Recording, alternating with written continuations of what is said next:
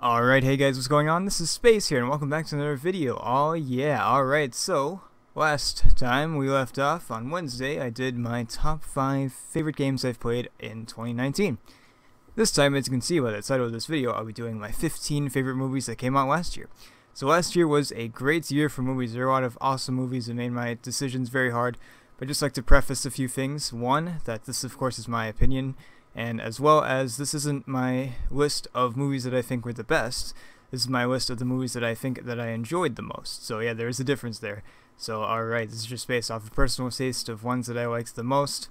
And I tried to rank this as best as I could. You know, I feel like some of these maybe could be flipped around a little bit, but I know that the top, I'd say top at least 7 is definitely my official ranking right there. But the rest could be flipped around a little bit, but for the most part I think the list that I have here is in the right order. I also wanted to say one thing, that 1917 will not be on this list, even though I know it did kind of come out last year. You know, I think it came out in like certain areas last year, but I saw it this year, and I noticed that on the IMDb page it said the official release date for the United States was the 10th of January, at least nationwide, I guess. So that's what I'm considering. So you'll probably see it this next year in the 2020 list, but sadly you won't see it on this list. So I just want to let you guys know, just in case you're like, wait a second, where's 1917?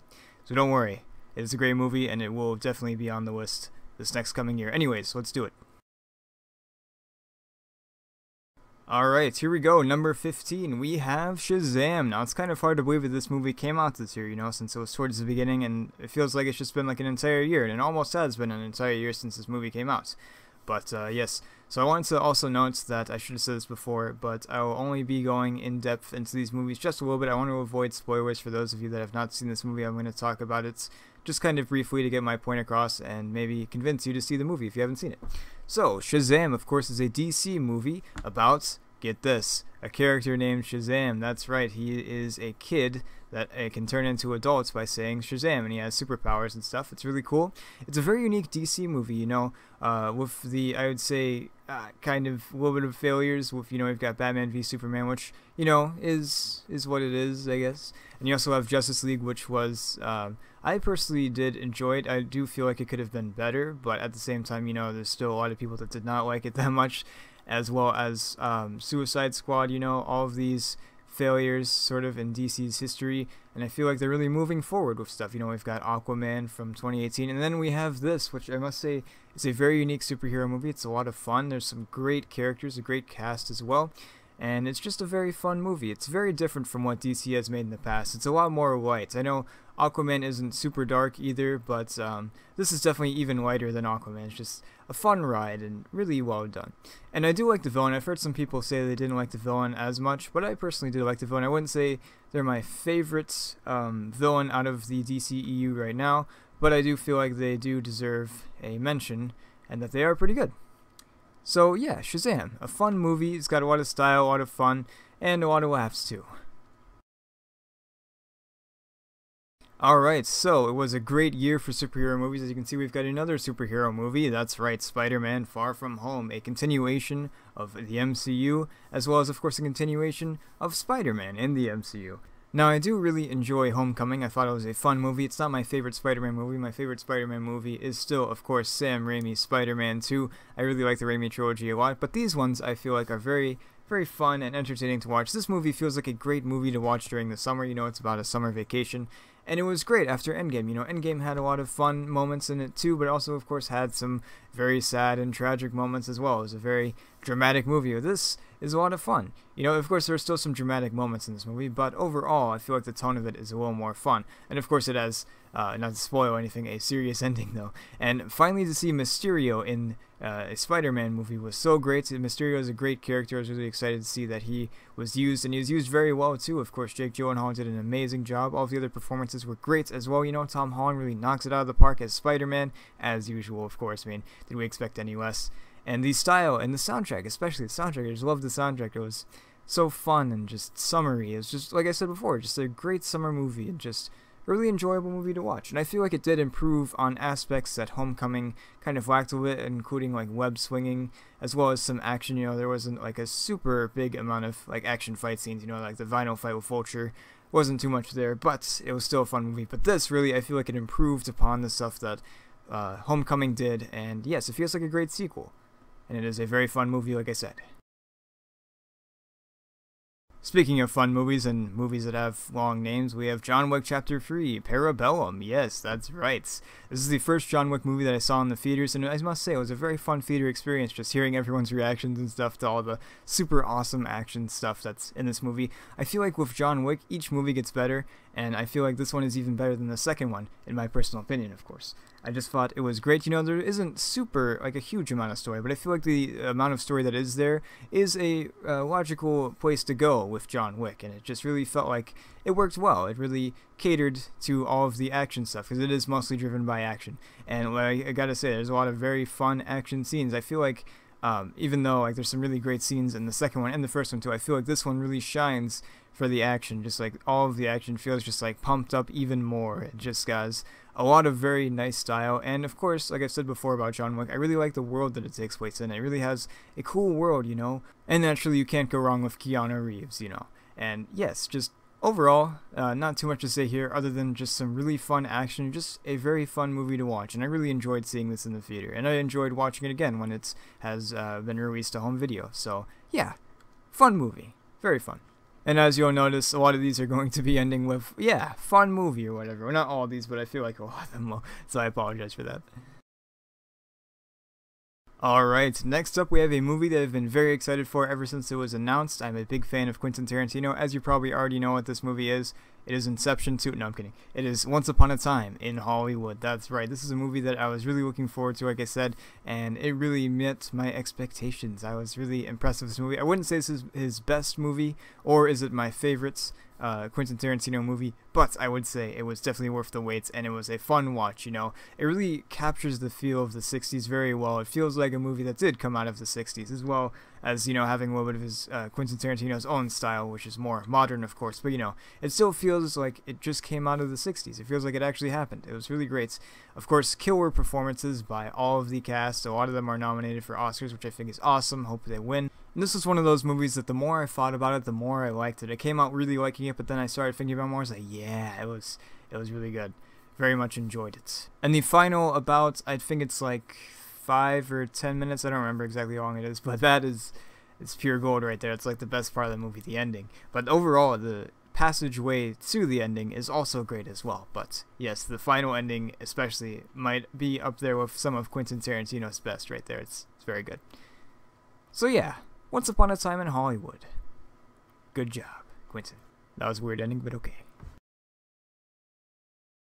Alright, next up we have another legendary director and another amazing movie. That is, of course, The Irishman. This was another movie I was very much looking forward to when it was announced. You know, I'm a fan of Martin Scorsese, and it's great seeing Martin return to another gangster movie. It's kind of a return to form, since it's been a little bit since he's made a gangster movie. I don't remember the last one that he's made, but it was great to see him back in the shoes of the gangster man Martin that we know, which is, that's kind of a weird thing to say, but you know what I mean. Anyways, so this movie, man, I must say, after watching it, I just wanted to rewatch it again. I was like, wow, this is great.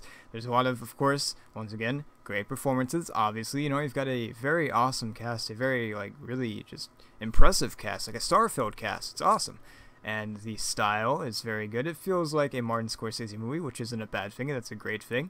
And the script was really well written too. I really liked a lot of the dialogue, and just some of the lines really stuck with me.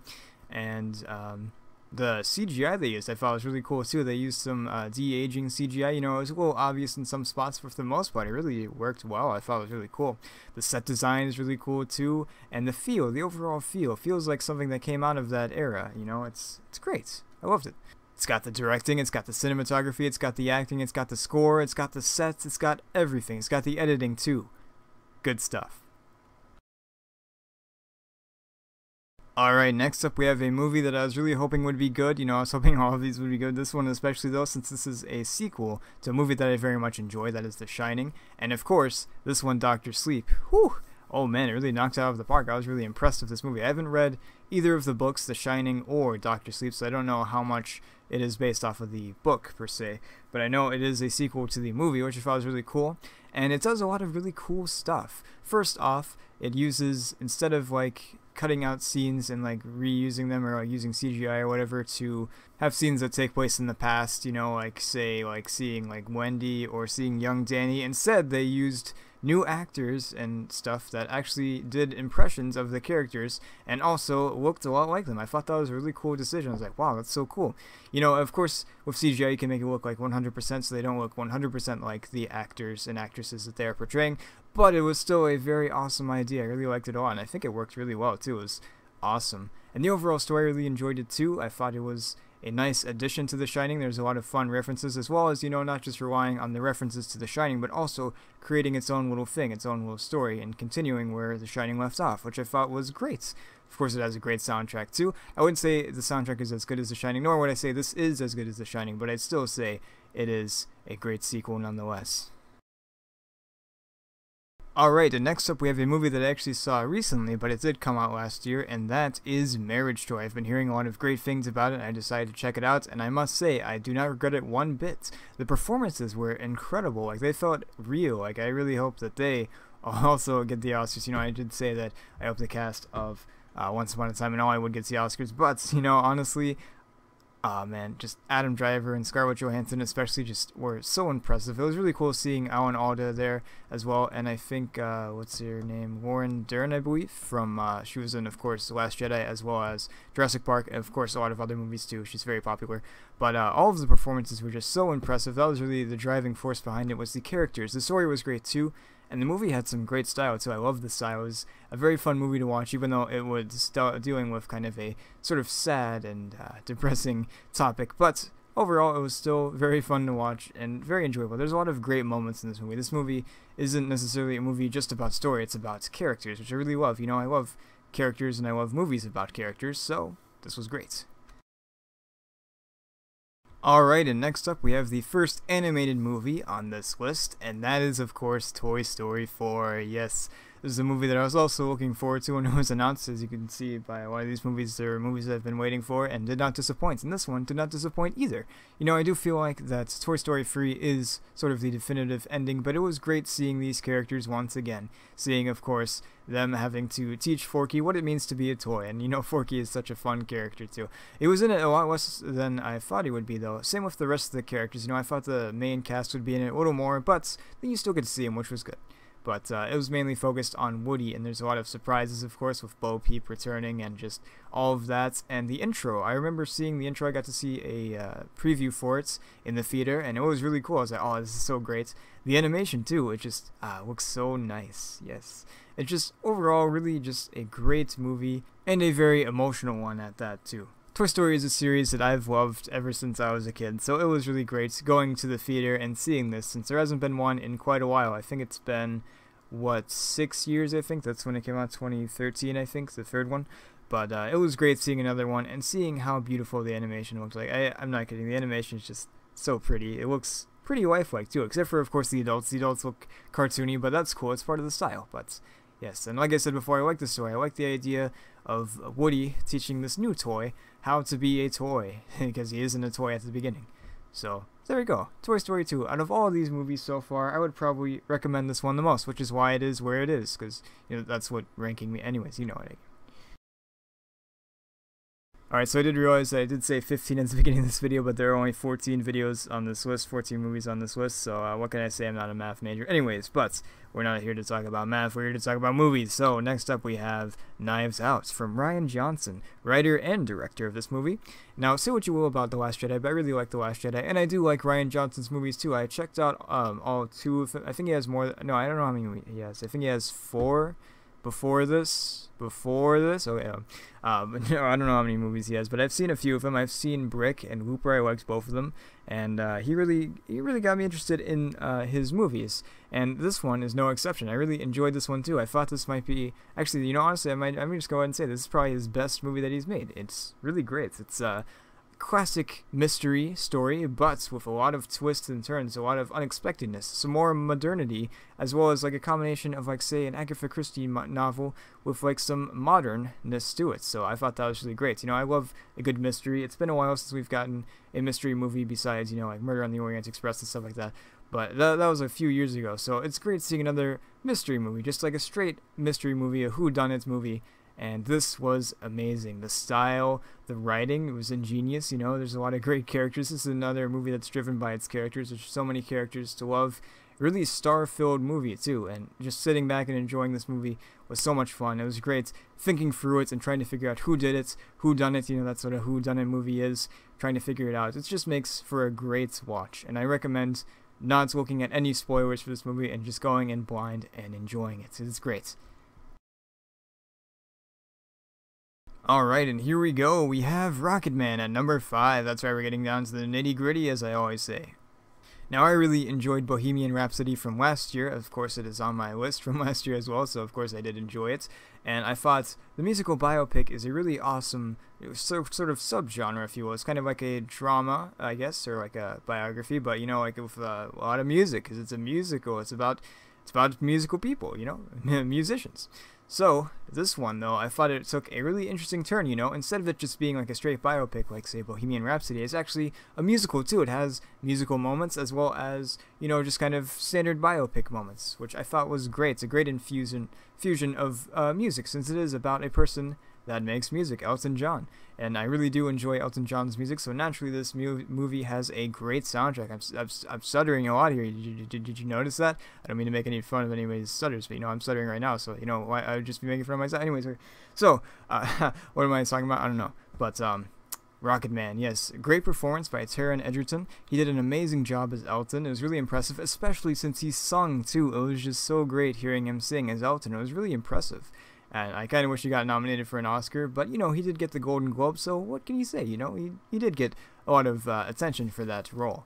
And like I said, the story is great. Well, I actually didn't say that, but, you know, the story is great. It's really interesting seeing how Elton's life plays out and how it has its ups and downs, and all of the people that he had in his life, and how that went, and how certain relationships went, and how they failed while other ones succeeded. So it was just a great movie, and honestly, I've seen this more than Bohemian Rhapsody, and I kind of think I might like it a little better than Bohemian Rhapsody. At first I was like, you know what, Bohemian Rhapsody is better, but then I was like, you know what, I don't know, it's very hard for me to choose, but it is a great movie. If you like musicals or biopics, or you just like Elton John, there it is. Next up, we have a movie. As soon as I saw the trailer, I was like, this is the movie I've been waiting for. That is The White House. Yes. It was so great. I'm so glad that I got to see it in the theater, because I was a little concerned that it wouldn't be in my theater since my area doesn't usually have movies like this, but they did this time, and I was like, yes. I wish they had Jojo Rabbit, so that's why Jojo Rabbit isn't on this list, so I don't know how good it is, but I've heard great things about it, and I'll watch it when it is out on DVD. But anyways, it's not about Jojo Rabbit, this is about The White House. Man. First off, the style of this movie, I just fell in love with. It's got that sort of 20s, 30s movie feel, which I really enjoy. I really like old movies, so this was right up my alley. And just like overall, the style is just so great. It has that aspect ratio. I think it's a 4:3 aspect ratio that I just love to see, and the black and white is so nice. And it's really driven on two characters. You've got, of course, Norman Osborn, and you've got Bruce Wayne himself, also known as Cedric Diggory. That's right. And they really drive the movie, obviously, since they're mainly the only two characters in the movie. But it was interesting seeing how their relationship goes and how they kind of slowly go insane living on the White House all by themselves. And really everything that just happens is like all very twisty and turny, and you try to figure out what it is. It's really one of those movies that makes you think a lot. It makes you think about what happens. And I really like movies like that. You know, it's fun to sit back, relax and watch a movie like, say, John Wick Chapter 3 and just be like, this is so awesome, so cool, so many fun action scenes. But then it's also great to have a movie that really gets you to think. And I personally do like those a little more because, well, it depends on my mood. But, you know, in all, I do like to think a lot during a movie. And this was really a thinker, and it was so fun to watch. And, yes, overall, the style, the performances, the script, just everything about it was amazing.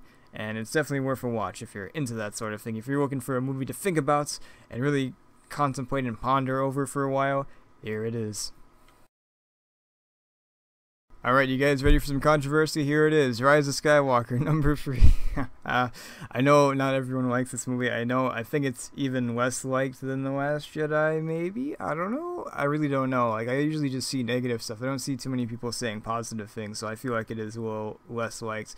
But there's something about this movie I just really liked. It was especially, like, the second half of the movie. Like, I liked the first half. I thought it was good. It really... especially all the C-3PO stuff and just getting to be with the characters even more and see their relationship develop more, as of course, you know, Poe and Rey haven't had too much interaction in the series actually at all really until now, so that was great to see. And but the second half especially though, it's just like energizing. I was like, yes. And the final confrontation was so good. I'm gonna keep this really trimmed down since there's a lot of stuff I could talk about. I could go on and on about this movie with all the spoilers, but I won't do that to you guys because I don't know if all of you guys have seen it yet. You know, it's been out for a little bit, but you know, I'm just gonna keep it low on the spoilers. But yeah, I don't know. It was just something clicked with me in the movie that I just really enjoyed. I saw it the second time. I was like, yep, I still like it. It wasn't just like that first watch, like yeah, and then the second watch, you're like, oh. But yeah, it was just something about it I just really liked. And honestly, I feel like though I would consider Force Awakens the best of the sequel trilogy, I would say this is probably my favorite of the sequel trilogy. I know, very controversial, but I liked it. The soundtrack was really great. Of course, you know, John Williams at his best. Well, I wouldn't say this was his best soundtrack, but I would say this was a really good soundtrack nonetheless. The performances were great. Of course, Ben Solo, also known as Kylo Ren. Great stuff, man. He's my favorite character. It was really great seeing what they did with him, and just all of the scenes were very memorable to me. I just really remembered it, and yeah, I just enjoyed it. I don't know. I just, yeah, enjoyed it. It's one of those movies that I don't really know quite why I like it, but I just feel it, you know? You get that deep feel like, yeah, I like this. So there we go. Rise of Skywalker. Yes. Alright, here we go. You knew that one of these two was going to make it to the top 2. You know, there's one other movie I haven't mentioned yet. I feel like you probably already know what the final one is.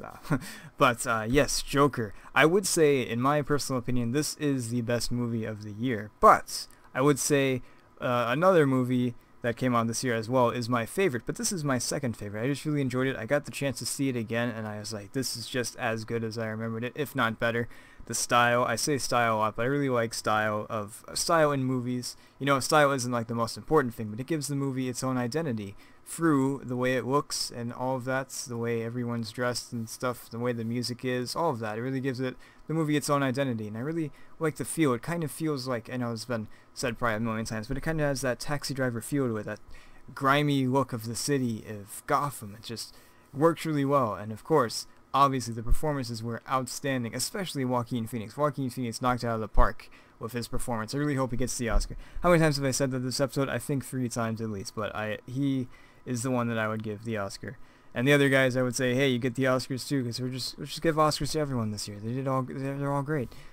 But yeah, just everything about this movie. Seeing Arthur, like, this is a very story-driven movie as well. Just seeing Arthur transform into the Joker and go through life and be affected by society, and just all of the twists and turns of him being unreliable as a narrator, and just everything that happens is just it's just so great. It's a really well-crafted movie, and yeah, I can't think of too many movies like this right now, especially too many comic book movies. I love comic book movies, but I feel like this one just really sets itself apart from all of the other ones that came out this year.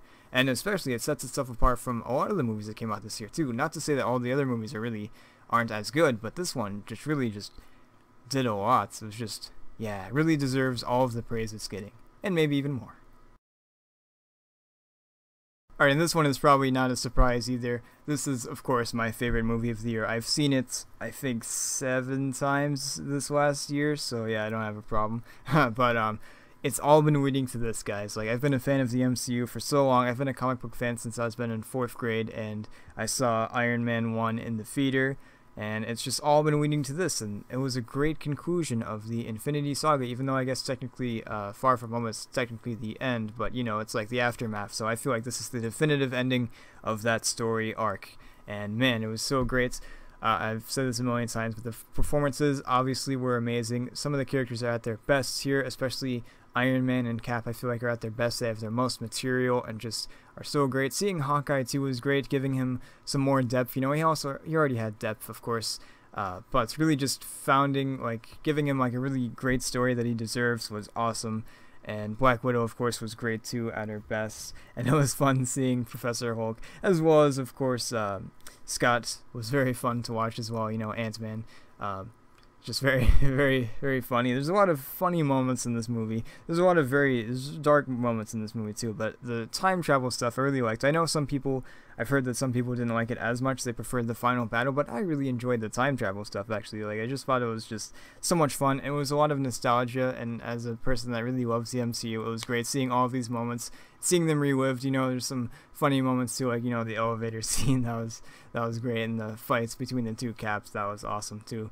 And yeah, just so many memorable scenes. Like, this movie is filled with a bunch of memorable scenes that I just love, and this movie just really struck a chord with me, and I just very much enjoyed it. It was my favorite movie of the year for that reason, because everything that it did was amazing.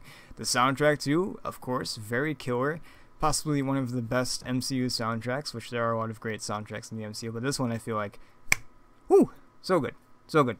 And that final fight too was just amazing. Just seeing all of those characters on the big screen, that was like a once in a lifetime moment right there, and it was awesome. So cool. Anyways, thank you all for watching. Hope you've enjoyed this video. This year was great. I'm hoping this next year is going to be an awesome year for movies as well. There's some great movies I'm looking forward to.